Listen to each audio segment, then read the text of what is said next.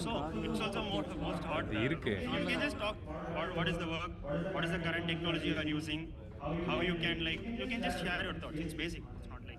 No, I'm not doing any vlogs. You are working professional or like? Yeah, I'm working professional. Okay. Like you can just tell about some tools that you are using day to day. Obviously, everyone would be using it. Okay, it's very casual. Okay. I'm using Codex. Codex. You can just talk about Codex. Why you use Codex over Cursor? You can just describe your own. Yeah, simply 5.0.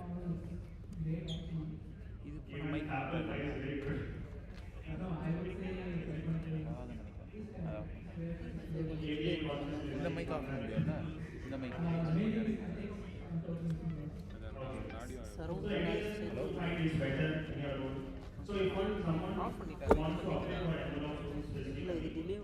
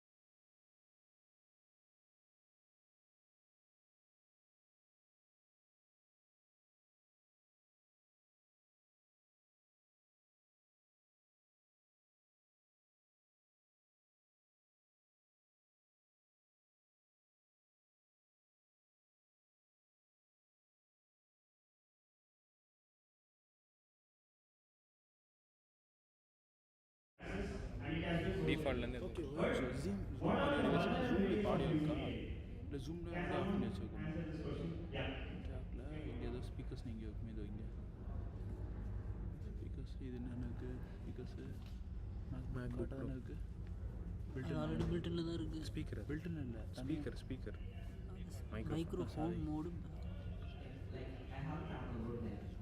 அப்படியே delay பிரச்சனை okay hello இல்லை நம்ம பேசுறது கேட்குறா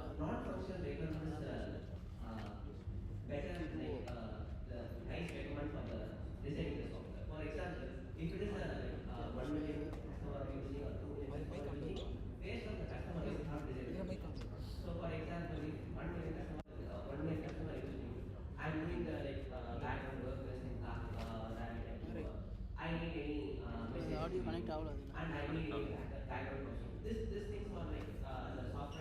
speakers மட்டும்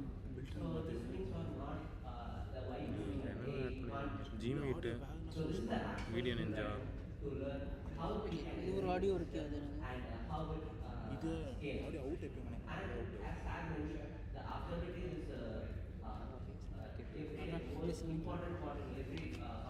அதோட out வேணும் இல்லையா அப்புறம் வீட்டில் ரூம்லேருந்து எப்படி எடுக்கிறது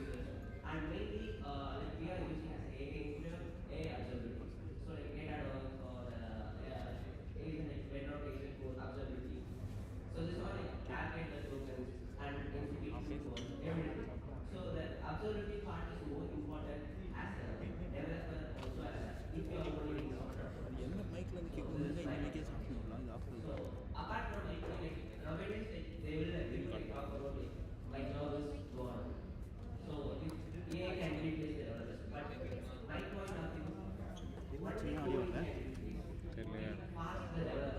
இந்த ஆடியோ சிஸ்டமில் வருமேடா இங்கே இல்லை உங்கள் சிஸ்டமில் ஆடியோ தான் எடுத்துகிட்டு இருக்கேன்